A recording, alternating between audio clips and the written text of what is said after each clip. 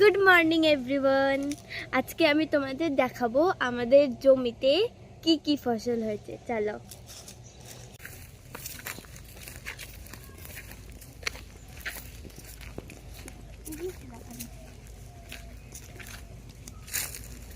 এখানে কুমড়ো লাগানো, এগুলো সিম লাগানো। এইগুলো ছোট ছোট সিম, আর বাকিগুলো মনে হয় কালকেই তুলে ফেলেছিল। সব ফুলটা চলে আসছে, অনেক সিম।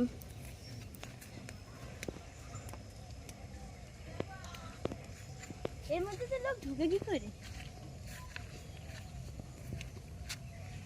পুরো এমন এমন এমন এমন হয়ে গেছে মাঝখানে, সরিয়ে সরিয়ে ঢুকতে হয়।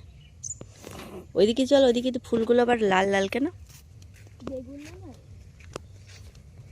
এগুলোর ফুলগুলো সাদা। আর না না, বেগুন গাছ নেই কি পাগল, এগুলোও সিম গাছ। এটা মানে অন্য রকম সিম।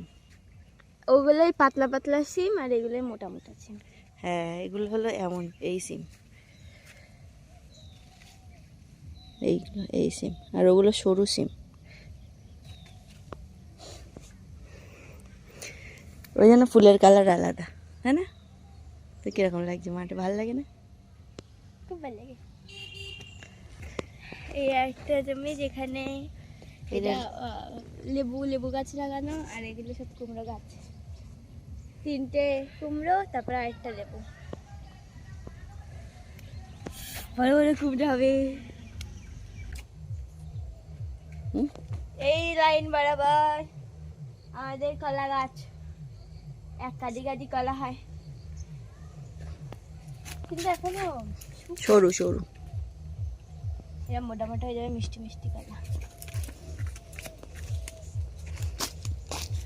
সেটা লাগিয়েছে এগুলো।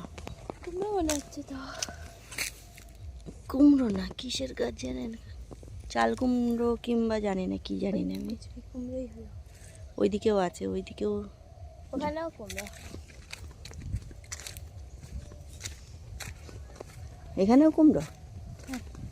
না, এখানে যে টমেটো গাছ টাছ দেখছি লাগানো। হ্যাঁ, মানে গ্রামে আসলে 2-3 দিন বাজার না করলেও চলে যাবে। হ্যাঁ, কলা দিয়ে, দুধ তো আছেই, তারপরে টমেটো হয়ে গেল, টমেটোর চাটনি, আর ওদিকে দুধ দিয়ে, কলা দিয়ে, তারপরে ছিম ভাজা, ছিমের তরকারি, ছিমের চচ্চড়ি।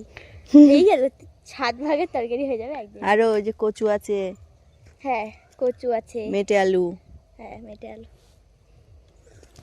আরো অনেক কিছু আছে। ওই ওগুলো কি বলে, ঘ্যাটকল, তারপরে কচু পাতা, সব দিয়ে।